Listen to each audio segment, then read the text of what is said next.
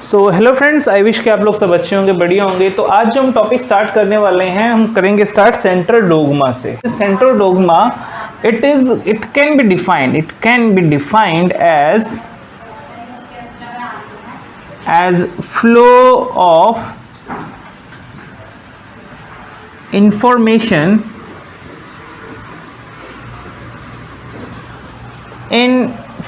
from DNA to protein. अब इसको समझें, फ्लो ऑफ इंफॉर्मेशन क्या है कि देखिए जो कोडिंग है, कोडिंग मीन्स जो भी हमारे अंदर प्रोटीन्स हैं बन रहे हैं, जो भी इंफॉर्मेशन है सारी किस में है, सारी है DNA. Means the DNA is a coder और DNA is a source of information that is being present in a cell and that to be present inside a nucleus if we talk about the eukaryotic cell। अगर हम eukaryotic की बात कर रहे हैं तो nucleus के अंदर हो, ठीक है जी। अब फ्लो ऑफ इंफॉर्मेशन को समझ लेंगे। फ्लो ऑफ इंफॉर्मेशन में क्या है?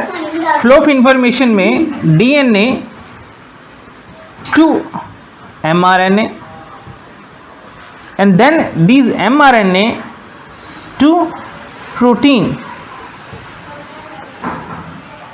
डीएनए से मतलब डीएनए को एज अ टेम्पलेट यूज करके एमआरएनए बनेगा। एमआरएनए क्या है? MRNA is a messenger that read और that can be take the information from the DNA and then this information to be used for the synthesis of protein. DNA से mRNA मतलब DNA से मतलब DNA को एक source लेके क्या बनाएंगे हम? एमआरएनए बनेगा। एमआरएनए से क्या बनेगा? कि प्रोटीन। तो ये जो प्रोसेस है इसको हम बोलेंगे ट्रांसक्रिप्शन।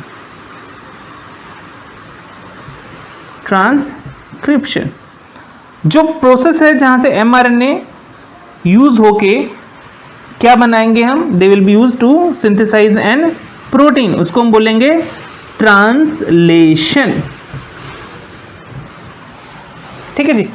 अब ये जो प्रोसेस है देखिए, ये इसके बाद अच्छा जो इंफॉर्मेशन है वो क्या रहती है? वो जो इंफॉर्मेशन है जो डीएनए में है, डीएनए गेट रेप्लिकेटेड, है ना। ऐसे नहीं कि इंफॉर्मेशन खत्म हो गई, नहीं, DNA replicated to maintain that information and the flow of information from DNA to the synthesis of protein that we call central dogma.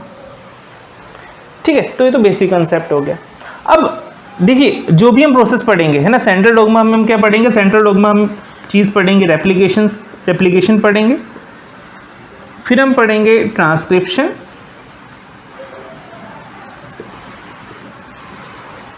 Then हम पढ़ेंगे ट्रांसलेशन।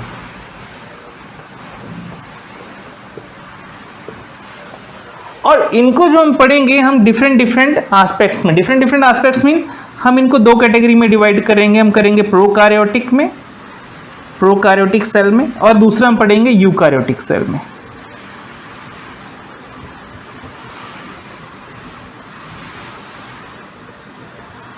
जैसे एक छोटा सा मैं आपको एक एग्जांपल देता हूं कि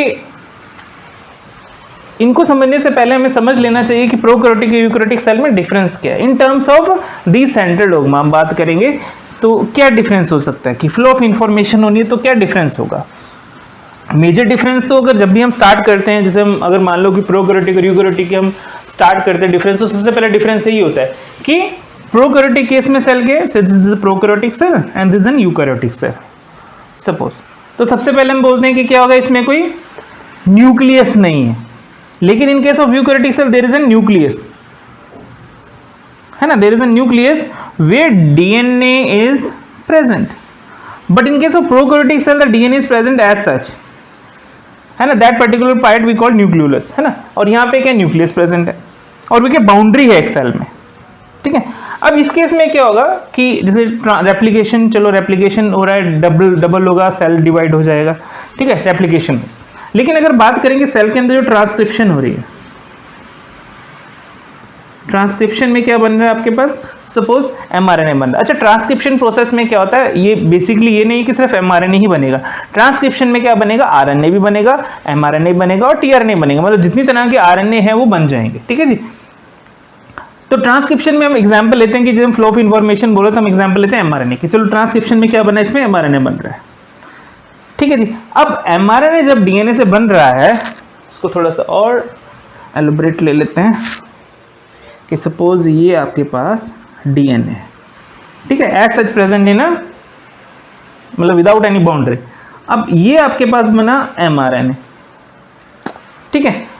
अब देखो साइड बाय साइड चल रहा है, और इसमें क्या है, क्योंकि बाउंड्री नहीं है तो क्या होगा, साथ के साथ क्या होगा, इसमें राइबोसोम अटैच हो जाएंगे, और साथ के साथ क्या होगा, इसकी ट्रांसलेशन चल पड़ा, ट्रांसलेशन, ओके, ट्रांसक्रिप्शन। तो जहां पे ट्रांसक्रिप्शन में डायरेक्ट क्या हो रहा है, आपके पास ट्रांसलेशन बने, इसको बोलते हैं को ट्रांसलेशन, ठीक है जी। चलते हैं यूकैरियोटिक, ये मैंने बोला था प्रोकैरियोटिक सेल, ये मैं बोल रहा हूं कि क्या है, ये यूकैरियोटिक सेल, ठीक है। यूकैरियोटिक सेल में क्या है कि आपके पास सबसे पहले यहां पे बना एमआरएनए, है ना। ये एमआरएनए जो बना, इस एमआरएनए को क्या होगा, ये इसको बोलते हैं प्री एमआरएनए, सबसे पहले बनेगा प्री एमआरएनए, ठीक है। फिर इसके बाद बनेगा मैच्योर एमआरएनए।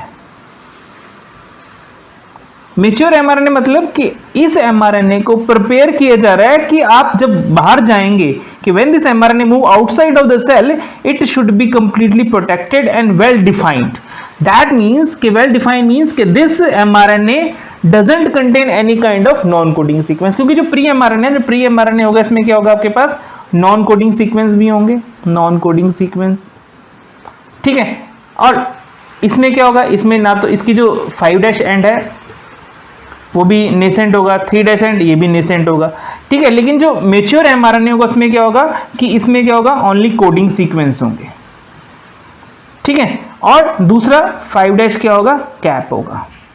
तीसरा 3' पॉलीएडिनाइलेशन हो रहा है, ठीक है। फिर ये करते हैं, इसको मूव कराते हैं हम आउटसाइड ऑफ द सेल, मतलब this mRNA will be transport outside the nucleus, not the cell, nucleus, then it will lead for the translation,